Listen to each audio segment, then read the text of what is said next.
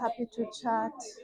So we can just be like, Hence, weekends are really good because you know what? because also work Monday to Friday, so Yeah, weekends are good. So, Family is good. They are living in good homes at the moment because they are fixing the oh, sorry. No worries. yes, on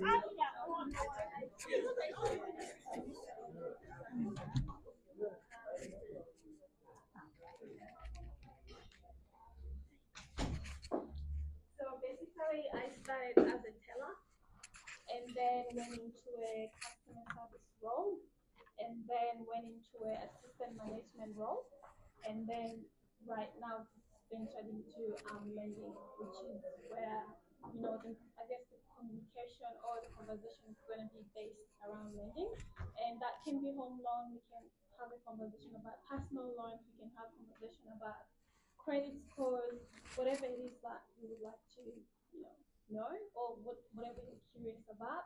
This was going to be a presentation, but I think we can just have a conversation if that's something that would be more suitable to you guys. Whatever it is that you want, we can go with it. I don't do a lot of presentations, so I might be nervous. So, but yeah, if you guys have any questions, okay. Let's get in yourself. Yeah, my name is Mercy, and I'm very curious about credit scores. And also curious about the system of lending money here. For example, if I was a student, is it possible to be able to get a loan from the bank? Okay. Yeah. All right. And how exactly do credit scores work? Because I don't understand that. Okay. First question: Are you international student? What's your?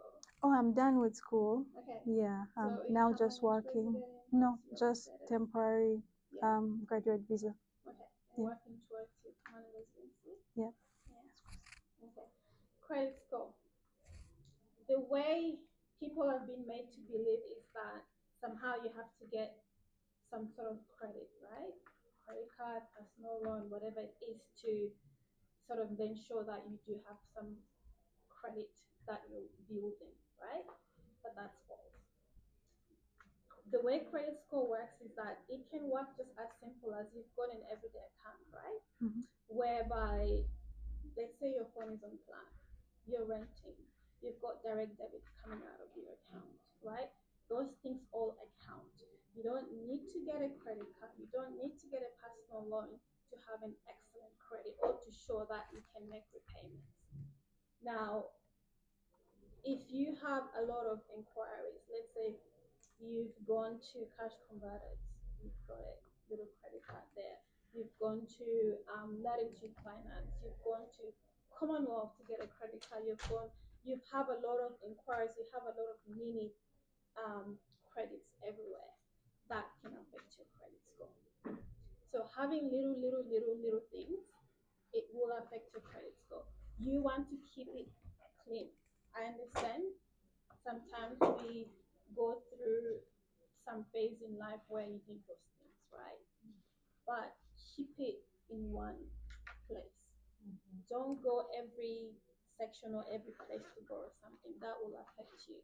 Because then if you have those little things and then in the long run you decide that you want to go to the bank to borrow a personal loan, or let's say even you wanted to venture into buying a property, that is hugely going to affect you because you've got those little things that the bank is going to say, can we really trust this person with this much money since they already have these little things and they're already struggling financially because they have these mini credit cards that they have already. Direct debits. If your rent is getting taken, if your phone is on plan, you've got to make sure those things are getting taken on time.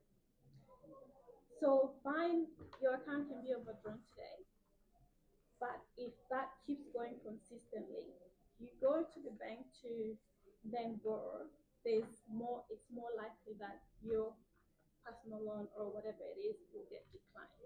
Because to the bank it shows that you're already struggling with your direct debit why should we trust you with more credit?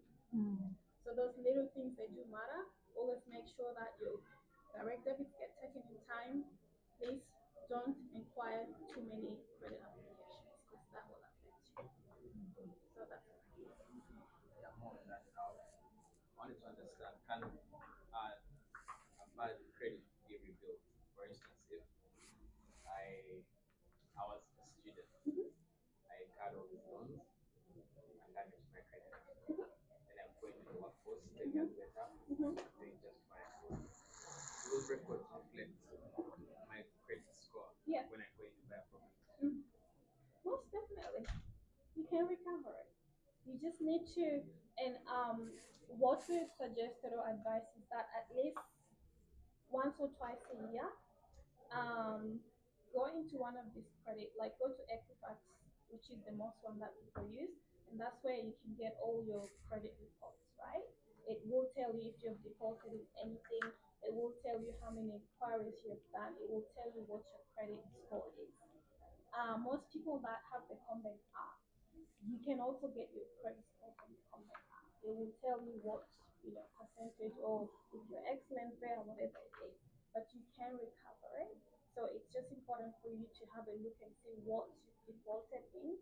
Go to that institution or wherever it is, pay that thing off, and then ask them to remove your name. Sometimes it can take a month or 3 months for them to clear it off your name, but sometimes just a few weeks. So as long as you pay it, you're good. Hi, I have a lot of questions, Oh. but maybe one which is appropriate where we can try and start. Yeah. Yeah. Sorry, my name is Clayton. Okay. And I host a podcast. We can talk about that. We can. Nice. My burning question is about how, let's say, we have a lot of immigrants coming from, like a Ugandan financial system, right? Which is not so different from the surrounding countries' financial systems. It's a cash-based economy, and credit is it's not a good thing, right? So if I am that person and I've just arrived here with all your knowledge that you have, what's your best advice for me? What should I do to make that adjustment into this financial system? What do I need to forget? And what do I need to learn? But the thing is, if you don't need a credit, like, okay, so we know that 80% of us here in Australia we depend on credit card, depend on like we have so much debts, right? Because that's just the culture here. You've got credit cards, that's your emergency card. Like I'll be guilty, right? Like I've got a credit card, right? And to me that's my emergency. It's there. I don't need to use it, but it's there. So that culture is here, right? But then with your question, if you don't need credit card or if you don't need any credit applications, why get it? Right? No, yeah, I mean, like, Yeah. should you get one? Should you not get one? If you don't need it, why get it? That's the thing. Don't get it if you don't need it. But so for this session, is a part about a dream, right? So you want the house. House is different. So let's move to that. So in terms of properties, you're gonna get a loan, right? Because Saving $1 million is hard. especially of late, there's no property less than 700. Or if you're looking around Muruka, million or above, right? So that's where, unfortunately, if you can work towards saving, right? The more savings you've got, the less debt you're gonna get, right? So you wanna work towards saving. And I know that in today's world, everything is expensive. It's very hard for anyone to save. You've got family here, you've got to look after. You've got family back home, you've got to look after. You got to pay school fees, you got to, all those things. You do that. So understandable, it's very hard for us to save that much in order for us to then also stabilize ourselves here. But the most important thing that I've always and I've learned it the hard way is that you've got to look after yourself here first. You've got to make sure that you're stable. Make sure that you've got your emergency funds. You've got your rainy day funds before you can then step and look after, your nephews, your cousins, whoever it is that is back home. Because if you can stabilize yourself here, it's very then easy for you to look after those back home without feeling that bitterness or I'm always working for you guys, I'm always doing this and that. And this is where it comes where I wish I bought my property a long time ago, right? But I did not do that because of support back home.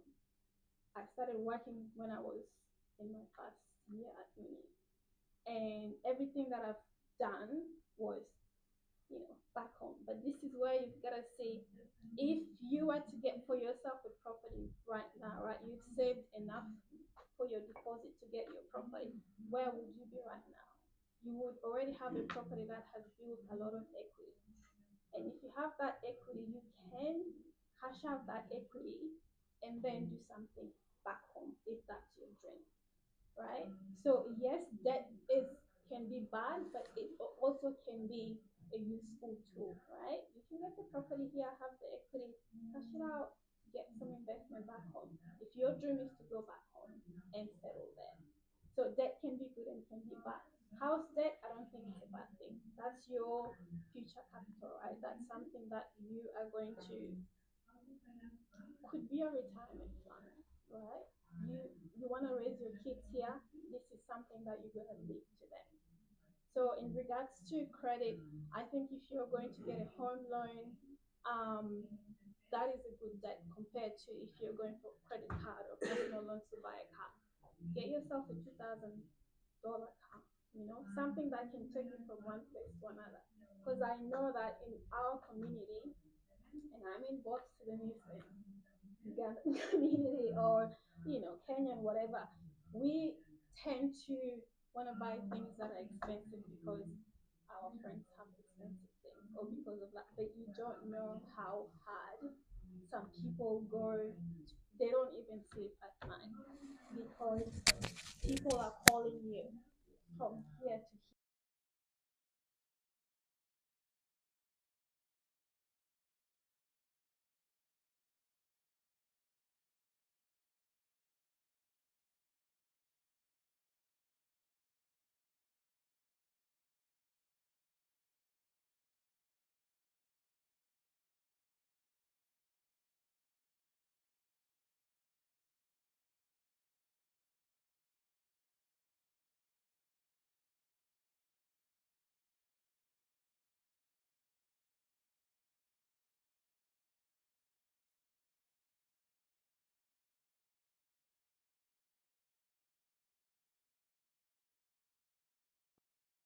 Card via InterSwitch.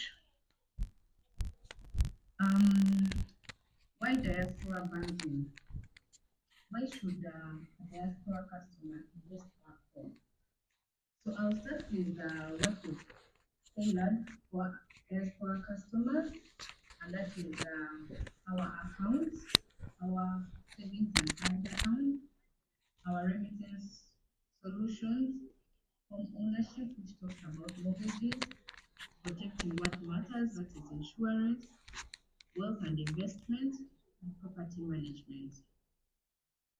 So mortgage finance, what we do under mortgage finance as a bank, we offer solutions in helping you acquire a home.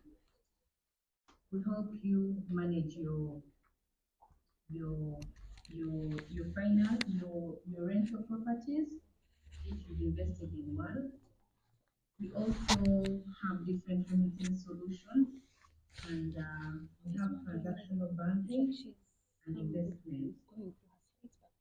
So I'll I start don't know with why it's up to transactional her. banking. So as Housing Finance Bank, Hmm? we give you the comfort to have the She's convenience not shared this, like to she said she's transact not from where you knowing that are. So we have an she account thinks which is a we are easy seeing savings her account that right we would through open for you as a diaspora customer, where Google you will Meet. have full view of this account through online banking, mobile banking, and we also give you affordable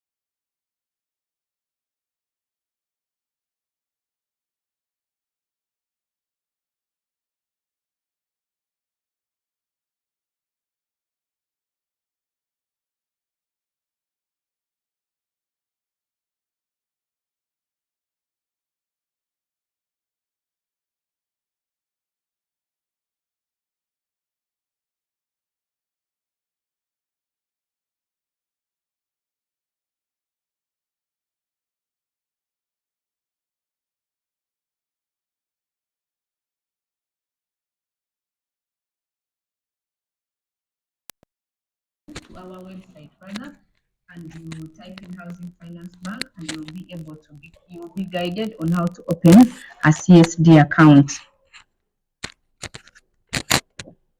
We also have fixed deposits, and the screen that is being displayed is an example. If you invested 500 million shillings or $100,000, what your income would look like for a year. These fixed deposits rates are negotiable, and even the terms of payment for your income are still negotiable.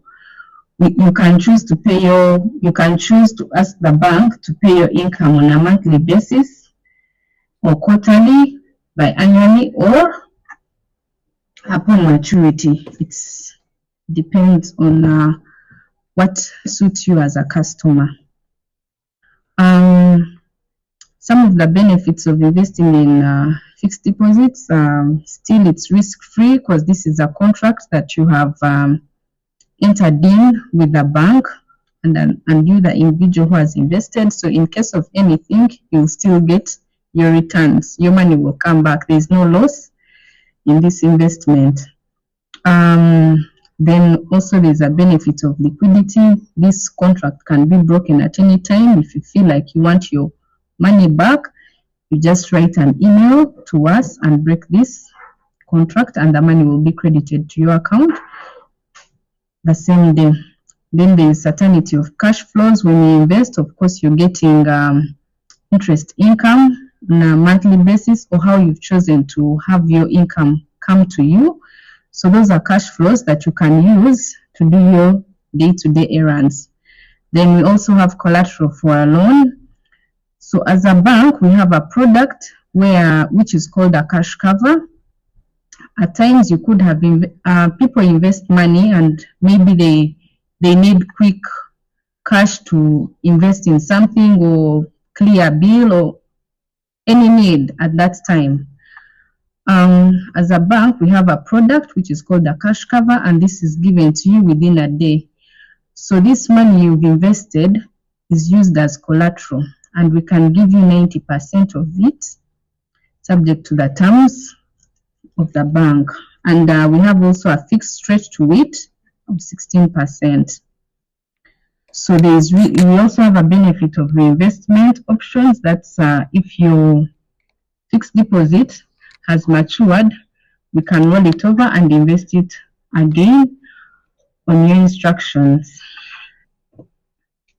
I had spoken about the portal. That is, if you log onto our website, you're able to open a CSD account and do a purchase of a treasury bill or bond.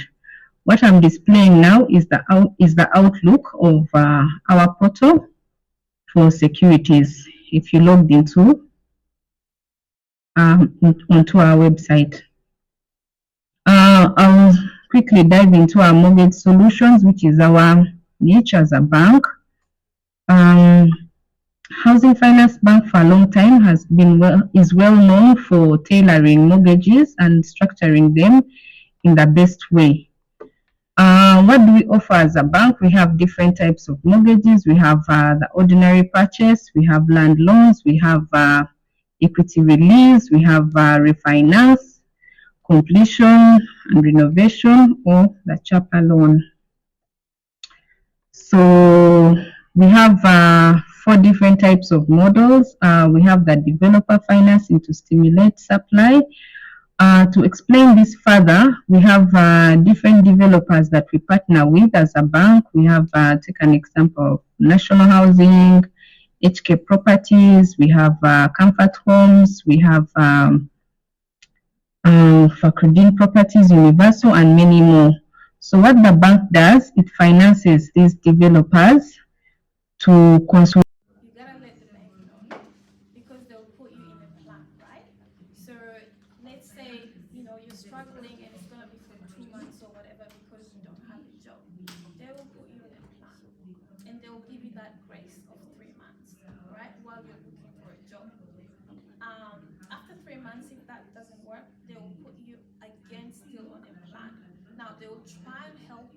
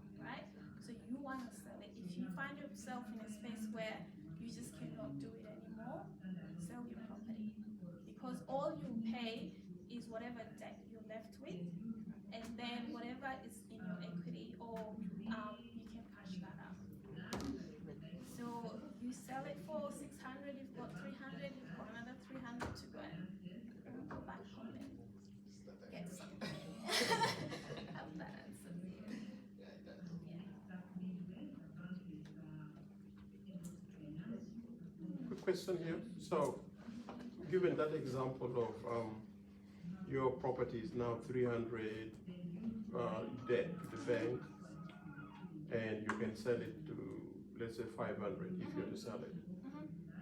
How can you work out a way, I don't know, whether by refinancing to drop down your monthly installment? Like, what are options? What options are there?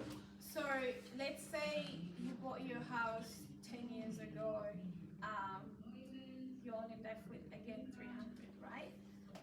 They can always recast that back to the maximum years. So you can just go to the bank and say, hey, can I just recast my loan again? Can I prolong it again, or whatever the term is? And they can do that for you. So then that way the monthly repayments can reduce.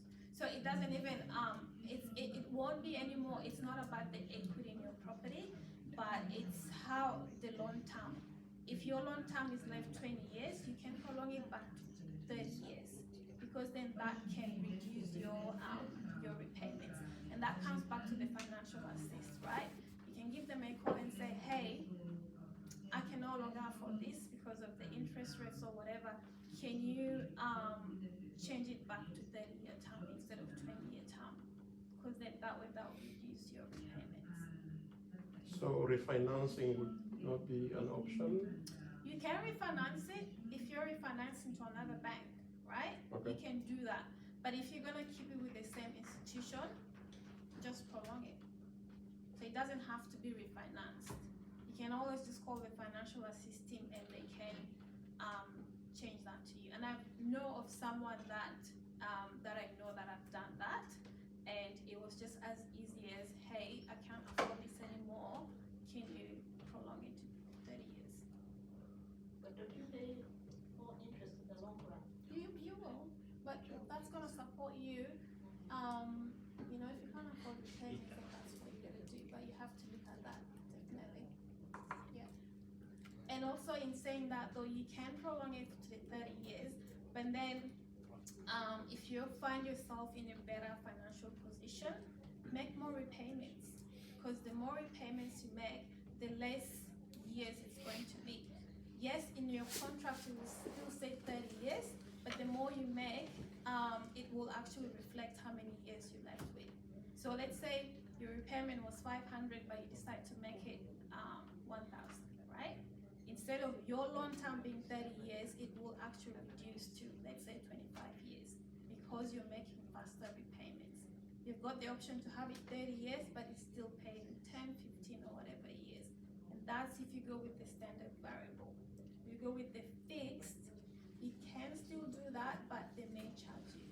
So this is where you've got to kind of look at, okay, am I going to hustle hard, have 2 jobs or whatever, go for standard variable, and then just make more repayments, so you're paying it in less years and paying less interest at the end of the long term. So that's what we kind of want to look at as well, if that makes sense. Sometimes I feel like might not be explaining clearly, but Well, it makes sense. yeah. So you're free to sell it at any time, even if you still have the mortgage. There are no restrictions to you selling it. Yeah. Okay. Yeah, you can sell it whenever you want to. The only difference is, again, if you had fixed rate, if you sell it before the term matures or expires, then you will be paying early repayment fees or termination fees. So if you're fixed, you can go and ask for a payout figure and just see what that looks like or what the fee may look like. If it's 1,000 or so and you feel like you really want to sell it, you can do so, because you're paying the bank 1,000. But if it's 10,000, then you want to see if that's something that is worth it. Yeah. But in practical terms, is it more valuable to, let's say you have a certain amount of money to buy a house here or to buy a house at home? Do you ever give people that kind of advice? What are the pros and cons? I don't give that advice, but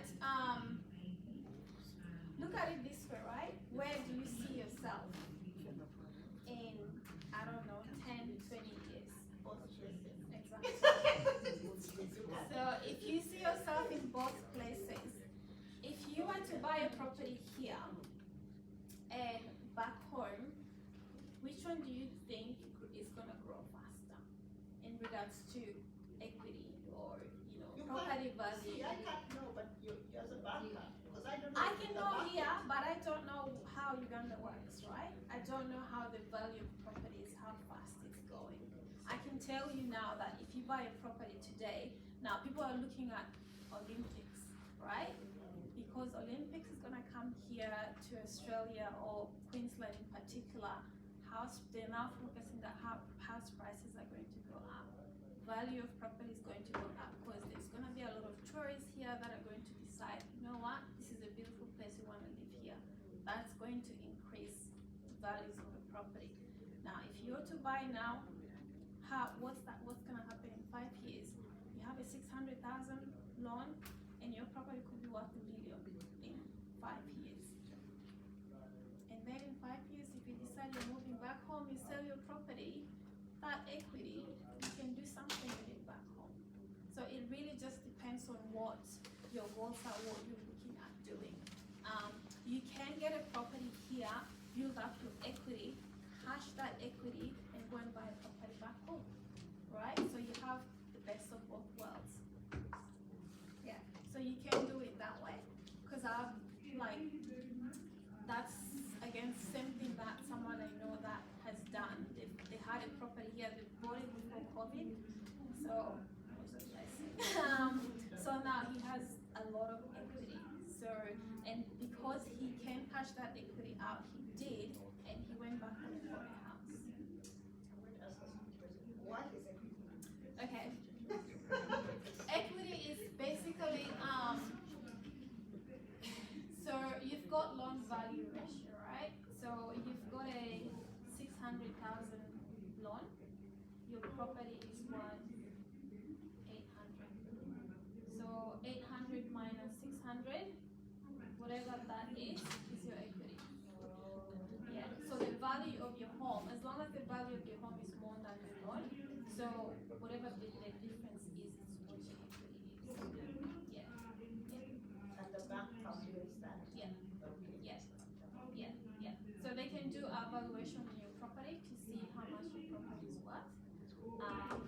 And then you just subtract whatever loan you've got based on property value.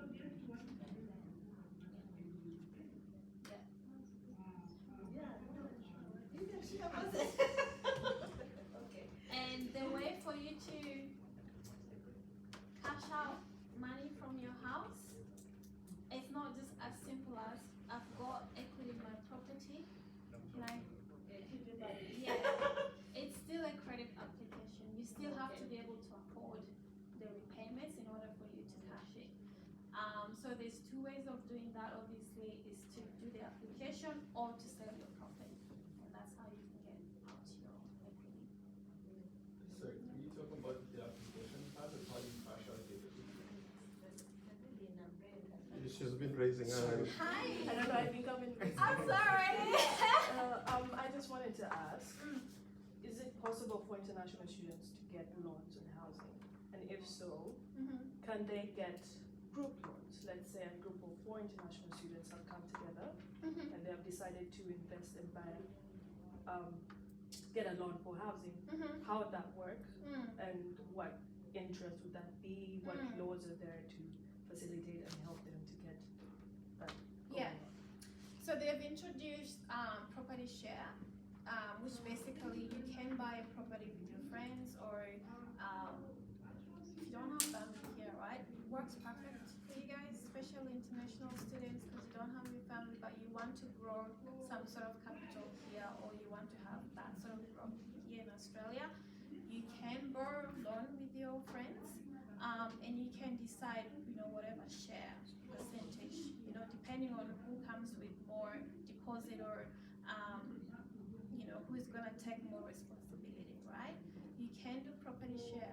However, because you're an international student and you're not permanent resident, there will be restrictions of how much you can actually borrow, or your loan value ratio probably, they would say maybe you need to have 400,000 in order for you to buy a 1 million property, for example, because they want to make sure that the risk is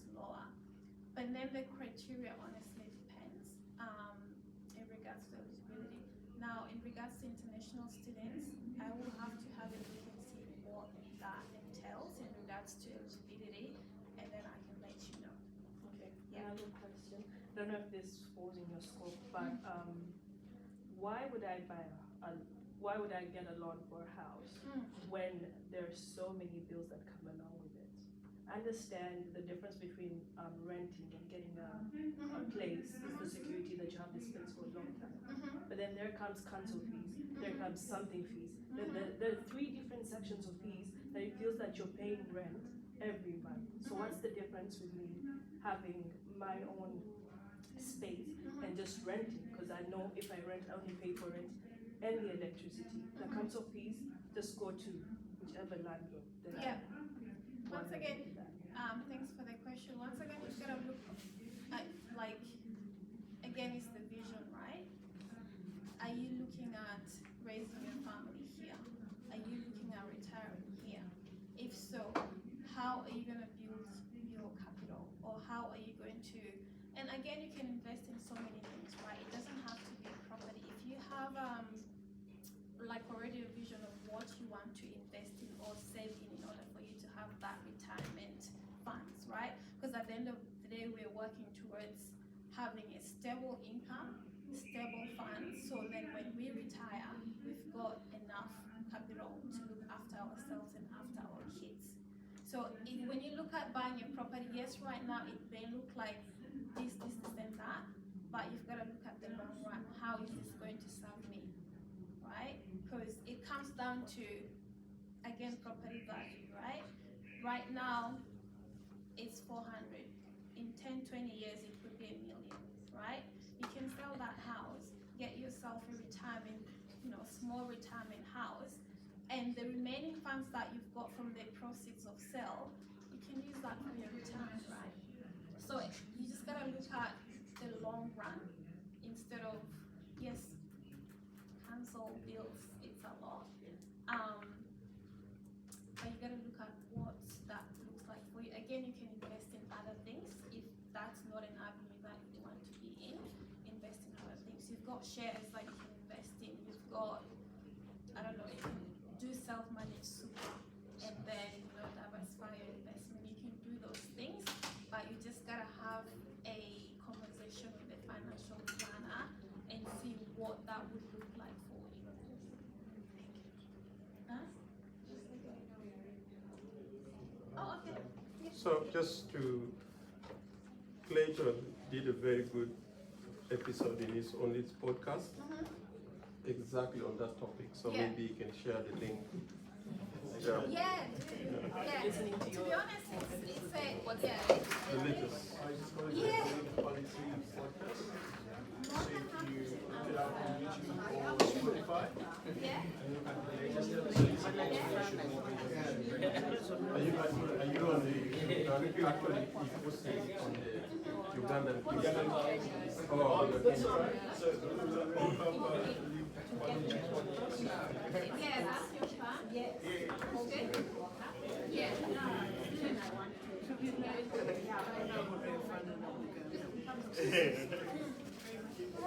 Yeah.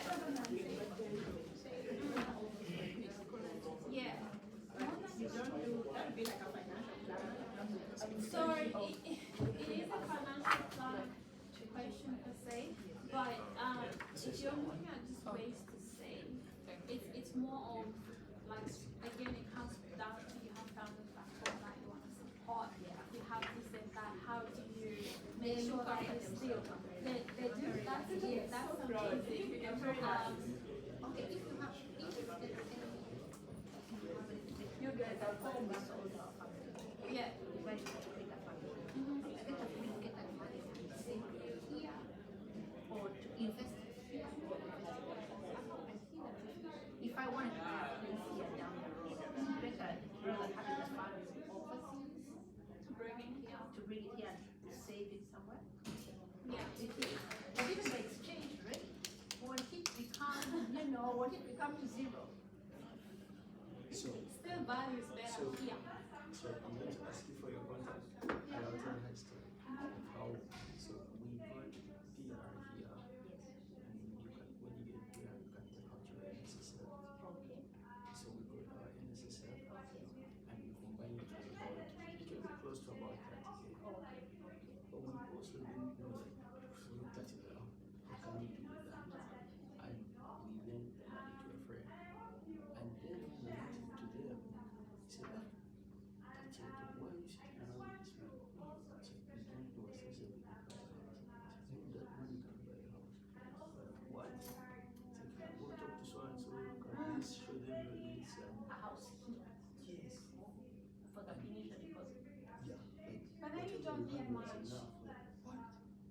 don't That's need how we much put that. deposit, yeah.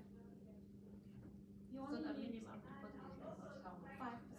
It used to be like, I think 10, they dropped it down to 5. 5%. And there's a lot Yeah, of 5% it depends on the house. Yeah. Because me, I don't know the prices. Like a cheap house would be what, 400,000? Depending which area these you're going days. to. It's It's like what, 700,000? Yeah, 700,000. 700. So 5% is what?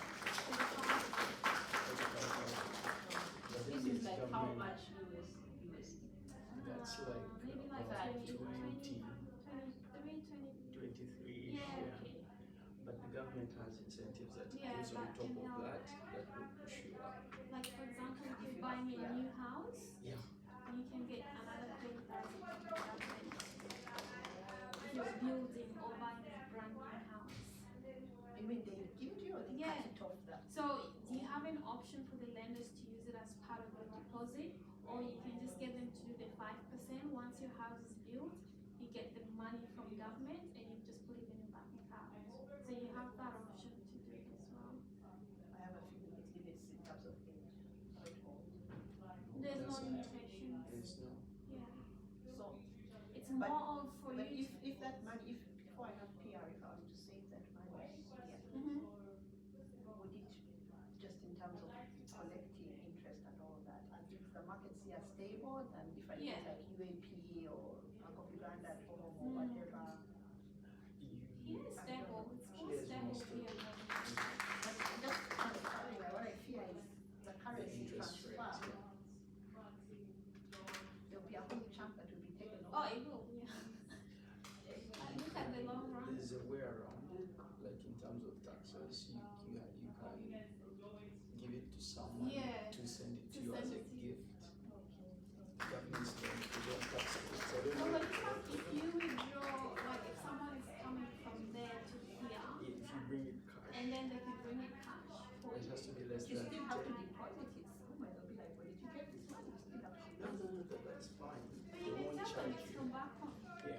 You say that's your savings from back home. Because they'll ask you, where's Savings this is money? not savings is not taxed. It will be a source of income. Right? It's not a source of It's not a income, source of income. but if you're going to earn interest on that, depending on how much interest you're going to earn, you may have to, when you're doing your tax, you might have to add that Declare. interest to declare. Then only the interest. Yeah. Only the Not Yeah, the amount. not the amount, yeah. Okay, thank you very much. This is your Agnes. Yeah. This is your Number. okay. Yeah. Come on. You don't put your last name? Alison. Alison. And you got married here. No, my dad's name is Alison. That is good for you. It opens doors. I'm going to get you to have a look at that also you did about mortgage or Please, renting. yeah. And I'm going to get your. Thank you. Thank you very much. What's your It was helpful. You have so many questions.